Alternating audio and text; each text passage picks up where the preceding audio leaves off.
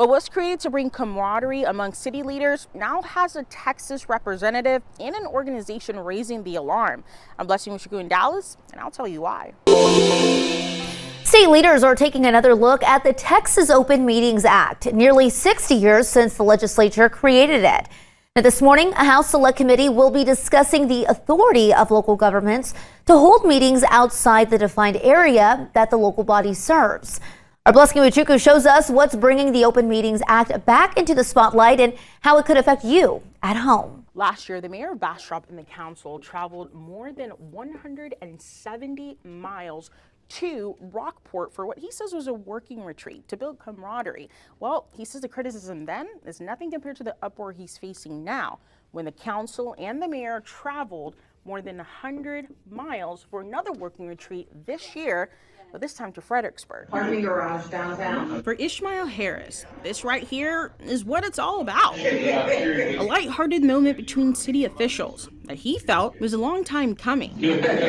With me being elected last year, there were some relationships on council that needed to be worked on. For one, he made history as Bastrop's first black mayor when he was elected last year in a runoff election, taking over the former mayor's remaining term. He was then re-elected for a full term this May. So he wanted to bring back a tradition that he believed made a difference in uniting his council in the past. I want to say about 90% of the stuff that we talked about and discussed in our retreat last year, we have accomplished this year. And I truly believe that everything went as smooth as it did within council and within the different departments because we were able to sit together and really plan out. During this year's 2-day working retreat in Fredericksburg, City Council workshop. He says the council talked through heavy topics like data centers, flock cameras, the city budget, and more. He didn't expect to see the visceral reactions coming from all sides online, criticizing the decision of the location. Stan Gerdes, the Republican state representative of Bastrop County, chimed in on X, saying meetings like these are subject to the Open Meetings Act, and he would file legislation to require city council meetings to be held in the city they represent. I'm not sure where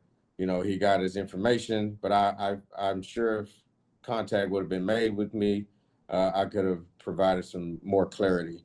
Spectrum News reached out repeatedly to Representative Gerdes. Leave a message and we will return your phone call. He didn't get a response. Record your message at the tone. SMU political science professor Matthew Wilson weighs in on the situation. It is not a violation of the Open Meetings law as it currently exists. Now, the legislature could change or amend the Open Meetings law in order to prevent things like this from happening in the future.